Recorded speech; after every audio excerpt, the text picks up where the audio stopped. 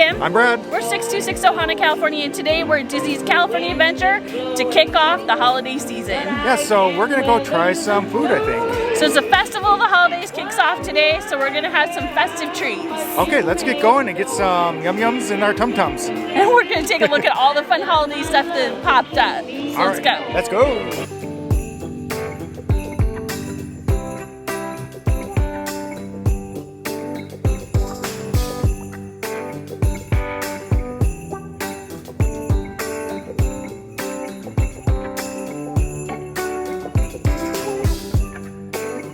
This is a hot chocolate macaroon. It's really rich. It kind of has like a fudgy taste to it, in my opinion. So I liked it. It's a good little holiday treat. Okay, for me, I'm not a really big chocolate fan. It was really chocolatey and rich. So if you're a chocolate fan, I think you'll love it. But it's not my type of cookie. Macaroon.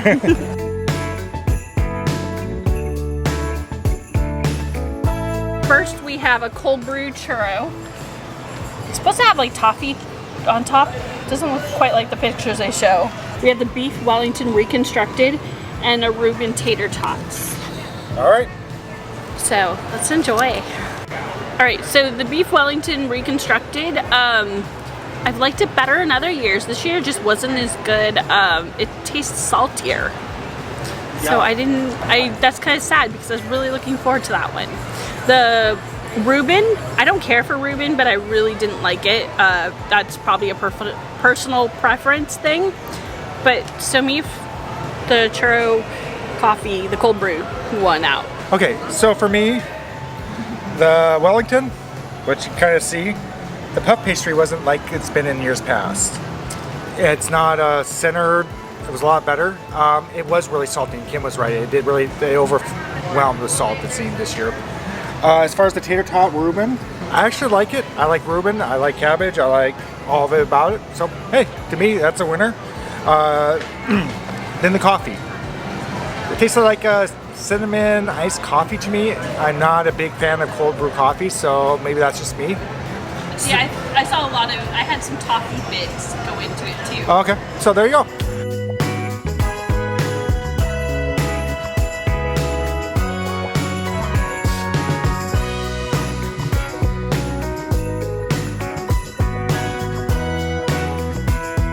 Our hot turkey slider, it was spicy. It had a lot of little after bite to it, but I like the pickle with it. That was actually kind of a nice, refreshing surprise. But my mouth stung after that one. Okay, the pot roast I liked better than years past, so I thought this was a really solid choice. Okay, so let's go ahead and start with the turkey. I find it was good, but it is really spicy. If you don't like spicy things, stay away from it. Kim's mouth was on fire. Mine, I felt the heat. It wasn't that hot, but it was pretty spicy. As far as the pot roast, Kim was right.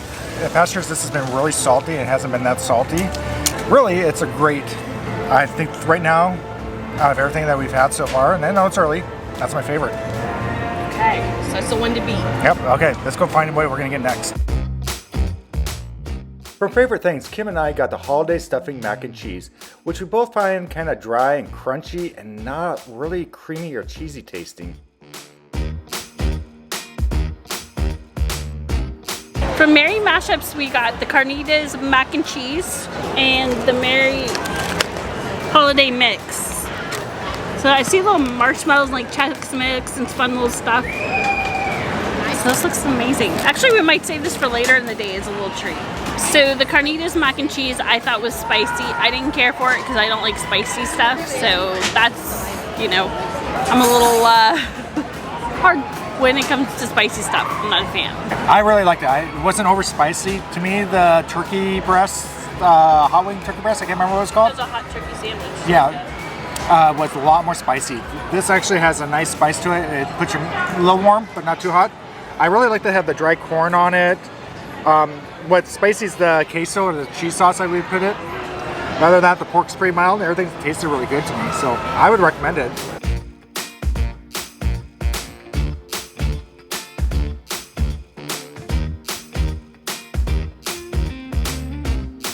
Grandma's recipes. We got a gingerbread Mickey and this was it the berries crema? Yeah. All right, so we finished with the berries and crema. That was good. I think it's a good like drink to split because it gets a little rich. But I liked it. But you can really taste the huckleberry. That didn't come through very strong. It was very just fruity pebblish. Alright, and then the gingerbread Mickey was really soft and good. I liked it a lot. The berries and crema was, I don't know, I really was hoping to hear that, taste that huckleberry like Kim said. I just didn't taste it, but it did taste good. It kind of reminded me, I don't know, of Sriracha, is that right? A little bit? Horchata? A little bit. Okay. But that's just me. The gingerbread cookie, I'm not a huge fan of gingerbread. I didn't like it, so, but that's just me. Kim loved it, so there you go, different taste.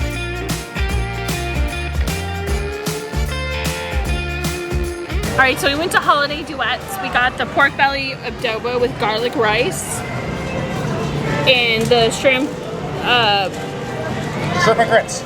Shrimp and grits. So let's try this.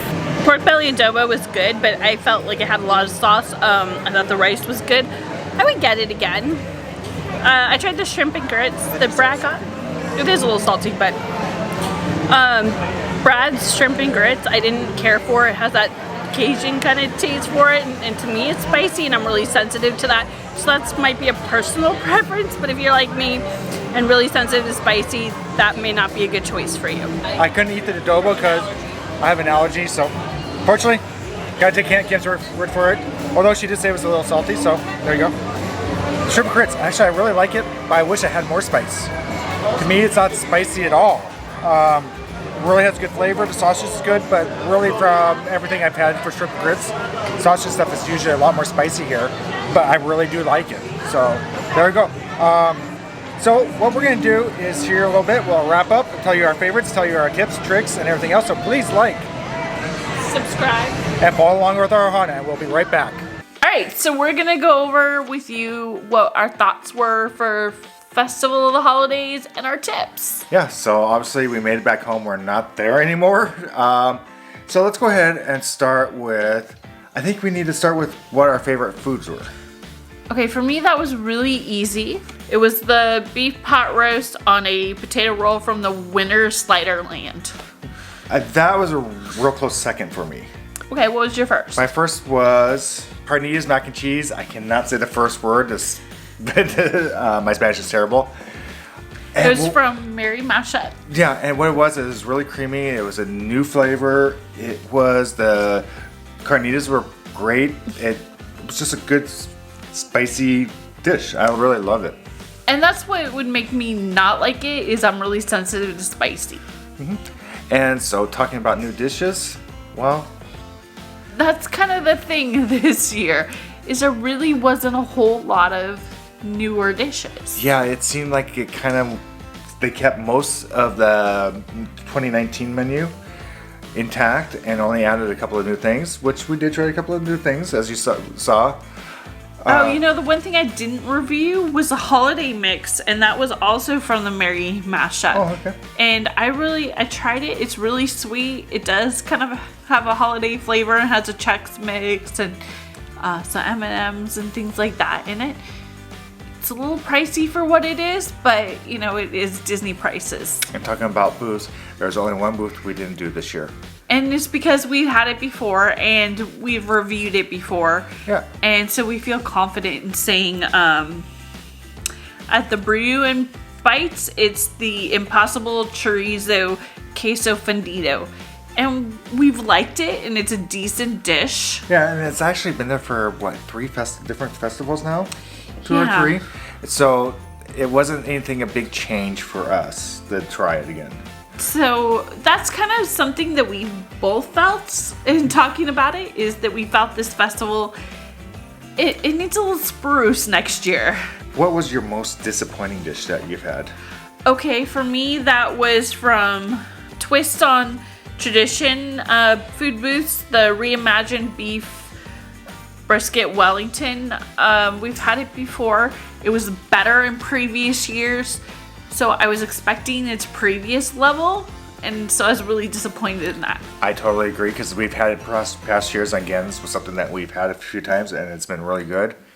This year, it was pass. Yeah, it's salty. The Wellington dough on the outside wasn't like it was in the past. I mean, if you look at the picture compared to what it looks like, nothing like it. No. So in our video, if you look at the food booths and they have the pictures and what we brought to the table to try, it doesn't look the same. Let's get to our tips if you're going to make this a little bit easier for you. Okay. One. So first off, if you've had a Sip and Savor pass from 2020 when they had the Food and Wine Festival that you didn't use, little secret, you can actually use it just for this food festival. Yeah, so you can go take them now and make sure you do not take the tabs off, but leave them on the card, and they'll take off the tabs and just apply it to you or kind of like you're using it normally. Which is kind of nice because Disney had previously said they weren't going to do that, so that's been a pleasant surprise. Second tip is if you're getting that Sip and Savor pass there, usually people are lined up at that first spot, where they have a booth where it's just selling that, or there's a second spot that we've always gone to, and this year it was actually longer. It was pretty. This year it was actually pretty long. So we figured out something else. So the first time is we usually go over. It's kind of by Carthay Circle, and so it's right before you get to the new Marvel Land, but that cart is always kind of lined up for that Sip and Savor because it's the first thing you usually see from the festival to buy the Sip and Savor if you're coming in and you're going to your left. Mm-hmm. So that kind of gets backed up. And so we used to go over to the festival mart that was over by the Little Mermaid ride, but that was really backed up today. So we did find out this festival, they're now selling the Sip and Savor passes at every food booth. Yeah, so you can actually just get there and save a ton of time, do your ordering. And talking about ordering and saving time is, again, like in years past, you can order all your food ahead of time. So this year, at the Twist on Tradition food booth, way before the start of the festival, the holiday food booths open, there was a long line for that beef Wellington.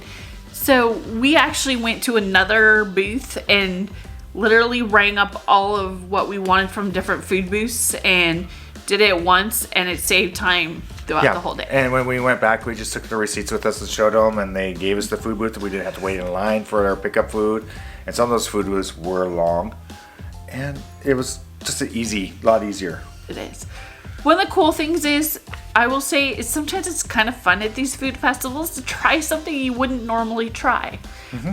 I did enjoy the pork belly adobo. It's a little bit, it gets salty for a bit, but overall it's a really good dish. So it's for some that might be an adventurous dish. Yep. And like for me, the carnitas mac and cheese was a brand new dish that I tried, and I actually didn't read anything about the food this year. No, I do. We just wanted to review it for ourselves. Yep. And so tried it. I actually loved it. I really thought it was really good. The thing about this year is we just felt it was lackluster in the decorations around Disney California Adventure. Yeah, it wasn't. I would say it wasn't as many decorations as there has been in the past. It didn't feel completely festive this year. No, but I will say we went and we did see. Okay, so there was a holiday parade. It was really fun. It was like a 5-minute quick little thing to watch. Oh, it wasn't even 5 minutes. It was literally 40 seconds they went by. Really? Yeah. Something longer. Nope, it was only like 40 seconds they walked by. But it was fun, and it was a great thing to see. I also love how Disney does a good job of educating you and exposing you to different cultures around the world that you may not be familiar with. Yeah, so at all the food booths, they have them marked Christmas, Kwanzaa, or for Hanukkah. And so they have all those there. And then they also have areas for the kids to be able to learn about different cultures and their way of celebrating the holidays. So you have it all right there for them to learn. That was kind of cool. Yeah, but I wouldn't say it's just for kids. As an adult, it's fun to kind of learn too. And talking about that, they also do that with different spots of music throughout the festival and different acts. That was fun. It's actually kind of really cool to see different. They have different bands or musical groups. Those are always fun to check out the shows and hear different music. Yeah, and then they also had a different performance from another group that was doing kind of a dance performance on the main stage. So if you really want to know more about that, they will have a schedule, and they'll let you see the schedule. And there's several posts around that have the schedule for the different musical acts as well. Overall, I would rate this festival as meh. Yeah, and maybe it's just after post-pandemic year, they didn't put as much time and thought. There's a lot of things that's been going on in the Disney company, and it feels like a little bit of reflection of that. Yeah, so we're gonna blame it on, well, everybody else did, 2020. Hopefully we'll start getting better festivals coming, and hopefully, you know what would be really cool if they would do, it was bring some foods from the East Coast Festival on Walt Disney World over to ours. We definitely talked about that, and whether, because they also have a festival of the holidays over at Epcot, and it would be fun if maybe some of their foods they don't use anymore, or some of those same ones that we would get, that would be kind of cool. Just as a way, because not everybody on the West Coast gets out to the East Coast. And one more thing, we forgot to talk about crowds. So timing for tips to be there.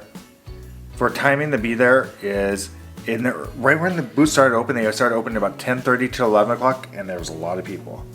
It did die down for, what do you say, about 12 o'clock for a little bit, oddly. And, you know, you think lunchtime would be busy, but it was actually pretty quiet at the time. So around 2 o'clock, it got busy. And this is on a Friday on the opening, so I would expect with schools getting out, it might get busier, and people getting off work, it might get busier as well. So it's something to be aware of. So with that, I think it's time for us to say goodbye and Find your magic. Bye, everyone.